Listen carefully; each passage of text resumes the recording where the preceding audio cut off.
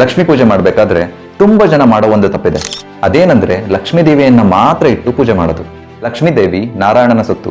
ನಾರಾಯಣ ಗೋವಿಂದನನ್ನ ಬಿಟ್ಟು ಲಕ್ಷ್ಮೀ ದೇವಿಯನ್ನಷ್ಟೇ ಪೂಜೆ ಮಾಡಿದ್ರೆ ಲಕ್ಷ್ಮೀ ದೇವಿ ಹೊಲಿತಾಳೆ ಅಂದ್ಕೊಂಡಿದ್ರಾ? ಲಕ್ಷ್ಮೀ ದೇವಿಯನ್ನ ಚಂಚಲೆ ಅಂತ ಹೇಳ್ತಾರೆ. ಅಂದ್ರೆ ಲಕ್ಷ್ಮೀ ದೇವಿ ಒಂದ್ ಕಡೆ ನಿಲ್ಲೋದಿಲ್ಲ ಅಂತ. ಆದ್ರೆ ನಾರಾಯಣ ಗೋವಿಂದನಿದ್ದ ಕಡೆ ಮಾತ್ರ ಲಕ್ಷ್ಮೀ ದೇವಿ ಯಾವಾಗ್ಲೂ ಇರ್ತಾರೆ.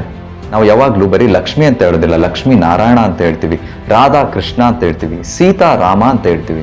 ಆದ್ರೆ ಯಾವಾಗ ಸೀತಾರಾಮರನ್ನ ಸಪರೇಟ್ ಮಾಡಕ್ಕೆ ಟ್ರೈ ಮಾಡ್ತಾರೆ, ಜಸ್ಟ್ ಲೈಕ್ ರಾವಣನ ತರ, ಆಗ ಭಕ್ತನ ಕೆಲಸ ಹನುಮಂತನ ತರ ಸೀತಾಮಾತೆಯನ್ನ ಹುಡುಕಿ ಮತ್ತೆ ಕರ್ಕೊಂಡು ಬಂದು ರಾಮನ ಪಕ್ಕ ನಿಲ್ಲಿಸೋದಾಗಿರುತ್ತೆ. ಹಾಗಾಗಿ ಲಕ್ಷ್ಮೀ ದೇವಿಯ ಪೂಜೆಯ ದಿನ ನೀವು ನಾರಾಯಣನೊಂದಿಗೆ ಲಕ್ಷ್ಮಿಯನ್ನ ಇಟ್ಟು ಪೂಜೆ ಮಾಡಿದ್ರೆ ಲಕ್ಷ್ಮೀ ದೇವಿ ಪ್ರಸನ್ನರಾಗ್ತಾರೆ. ದೀಪಾವಳಿ ಅಂದ್ರೇನೆ ಶ್ರೀರಾಮಚಂದ್ರ ಅಯೋಧ್ಯೆಗೆ ಮರಳಿ ವಾಪಸ್ ಬಂದ ದಿವಸ. ಆ ಸಮಯದಲ್ಲಿ ಏನೆಲ್ಲ ಆಗಿತ್ತು ಅಂತ ಈ ವಿಡಿಯೋದಲ್ಲಿ ತಿಳ್ಕೊಳ್ಳೋಣ. ರಾವಣ ಮತ್ತೆ ರಾವಣನ ಸೇನೆಯನ್ನ ಸಂಪೂರ್ಣವಾಗಿ ನಿರ್ನಾಮ ಮಾಡಿದ್ಮೇಲೆ ಶ್ರೀರಾಮಚಂದ್ರ ವಿಭೀಷಣನಿಗೆ ಹೇಳ್ತಾರೆ ಅಯೋಧ್ಯೆ ಕಡೆ ಸಾಗ್ಲಿಕ್ಕೆ ಪುಷ್ಪಕ ವಿಮಾನವನ್ನ ಇಮಿಡಿಯೇಟ್ಲಿ ಅರೇಂಜ್ ಮಾಡುವಂತ.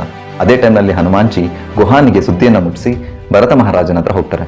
ಭರತ ಮಹಾರಾಜನಿಗೆ ರಾಮನ ಆಗಮನದ ಸುದ್ದಿ ಕೇಳಿದ ತಕ್ಷಣ ಎಲ್ಲದ ಸಂತೋಷ. ಭರತ ಮಹಾರಾಜ ಅಯೋಧ್ಯ ಜನರಿಗೆ ಸುದ್ದಿಯನ್ನು ಮುಟ್ಟಿಸ್ತಾರೆ ರಾಮನ ಆಗಮನಕ್ಕೆ ಎಲ್ಲ ರೆಡಿ ಆಗ್ಲಿಕ್ಕೆ ಅಂತ. ಪುಷ್ಪಕ ವಿಮಾನದಲ್ಲಿ ಸೀತಾರಾಮ್, ಲಕ್ಷ್ಮಣ, ವಿಭೀಷಣ ಮತ್ತೆ ಸುಗ್ರೀವ ಬರ್ತಾ ಇರ್ತಾರೆ. ಆ ಪುಷ್ಪಕ ವಿಮಾನ ಮೊದಲು ಬಂದು ಇಳಿಯೋದು ನಂದಿ ಗ್ರಾಮಕ್ಕೆ. ಅದಕ್ಕಿಂತ ಮುಂಚೆನೆ ಇಡೀ ಅಯೋಧ್ಯೆ ವಾಸಿಗಳೆಲ್ಲ ನಂದಿ ಗ್ರಾಮಕ್ಕೆ ಬಂದು ನಿಂತಿರ್ತಾರೆ. ನೀವು ಕೇಳ್ಬೋದು, ಅರೆ ಅಯೋಧ್ಯೆ ಹೋಗ್ಬಿಟ್ಟು ನಂದಿ ಗ್ರಾಮಕ್ಕೆ ಏನಕ್ಕೆ ಬರ್ತಾ ಇದ್ದಾರೆ ಅಂತ. ಅದೇ ರಾಮನ ಪ್ರೀತಿ. ಭರತ ಮಹಾರಾಜನ್ನ ಫಸ್ಟ್ ನೋಡ್ಬೇಕು ಅಂತ ರಾಮ ನಂದಿ ಗ್ರಾಮಕ್ಕೆ ಬರ್ತಾ ಇದ್ದಾರೆ. ಯಾಕೆ ಅಂತೀರಾ? ಯಾವಾಗ ಭರತ ಮಹಾರಾಜ ಶ್ರೀರಾಮನ ಪಾದಕೆಯನ್ನ 14 ವರ್ಷಗಳ ಹಿಂದೆ ಇಸ್ಕೊಂಡು ಬರ್ಬೇಕಾದ್ರೆ ಪ್ರತಿಜ್ಞೆ ಮಾಡಿರ್ತಾರೆ, 14 ವರ್ಷದ ಮೇಲೆ ಒಂದು ದಿವಸ ಆದ್ರೂ ಕೂಡ ನಾನು ತಾಳೋದಿಲ್ಲ, ನಾನು ಬೆಂಕಿಗೆ ಹಾರಿ ಪ್ರಾಣವನ್ನ ಕಳ್ಕೊಳ್ತೀನಿ ನೀನ್ ಬರಲಿಲ್ಲ ಅಂತ. ರಾಮನ ಪಾದಕೆಗಳನ್ನ ಸಿಂಹಾಸನದ ಮೇಲೆ ಇಟ್ಟು ನಾನು ಬರೀ ಸೇವಕ ಅಂತ ರಾಜ್ಯಾಡಳಿತ ಮಾಡಿರ್ತಾನೆ 14 ವರ್ಷಗಳ ಕಾಲ. ಇನ್ನೂ ಒಂದು ಹೆಜ್ಜೆ ಮುಂದೆ ಹೋಗಿ ನೋಡೋದಾದ್ರೆ ಭರತ ಮಹಾರಾಜ ಅಯೋಧ್ಯೆ ಅರಮನೆಯಲ್ಲಿ ಒಂದು ದಿವಸನೂ ತಂಗಿರೋದಿಲ್ಲ. ಯಾಕೆಂದ್ರೆ ನನ್ನ ಭಗವಂತ, ನನ್ನ ರಾಮ ಕಾಡಿನಲ್ಲಿ ವನವಾಸದಲ್ಲಿರ್ಬೇಕಾದ್ರೆ ನಾನು ಹೇಗೆ ಅರಮನೆಯಲ್ಲಿ ಇರಬೇಕು ಅಂತ ತಿಳಿದು ಅಯೋಧ್ಯೆಯ ಪಕ್ಕದಲ್ಲಿರೋ ಒಂದು ಸಣ್ಣ ಗ್ರಾಮ ನಂದಿ ಗ್ರಾಮದಲ್ಲಿ ತಂಗಿರ್ತಾರೆ. ರಾಮನ ತರ ಜಟೆಯನ್ನ ಬಿಟ್ಟಿರ್ತಾರೆ, ಮರದ ತೊಗಟೆಯನ್ನ ವಸ್ತ್ರವಾಗಿ ಧರಿಸ್ತಾ ಇರ್ತಾರೆ. ಶ್ರೀರಾಮ ನೆಲದ ಮೇಲೆ ಮಲಗ್ತಾ ಇದ್ದಾರೆ ಅಂತ ತಿಳಿದು ನೆಲದಲ್ಲಿ ಗುಂಡಿಯನ್ನ ಅಗಿದು ಅದರೊಳಗಡೆ ಮಲಗ್ತಾ ಇರ್ತಾರೆ ಭರತ ಮಹಾರಾಜ್.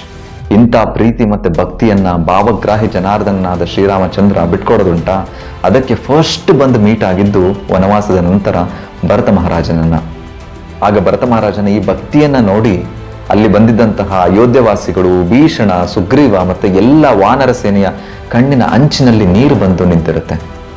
ಹಾಗೆ ಅಯೋಧ್ಯವಾಸಿಗಳೆಲ್ಲ ಇಡೀ ಅಯೋಧ್ಯೆಯನ್ನ ಕ್ಲೀನ್ ಮಾಡಿ ಸಿಂಗರಿಸ್ಬಿಟ್ಟು ಜೈ ಶ್ರೀರಾಮನ್ನು ಎಲ್ಲ ಮನೆಯ ಮೇಲೆ ಧ್ವಜವನ್ನ ಕಟ್ಟಿ ದೀಪವನ್ನ ಬೆಳಗಿ ಶ್ರೀರಾಮನನ್ನ ಆಗಮಿಸ್ಕೊಳ್ತಾರೆ ಅಯೋಧ್ಯಕ್ಕೆ ಪುನಃ. ಅದಾದ ಮೇಲೆ ಪಟ್ಟಾಭಿಷೇಕ. ಜೈ ಶ್ರೀರಾಮ್, ಹ್ಯಾಪಿ ದೀಪಾವಳಿ.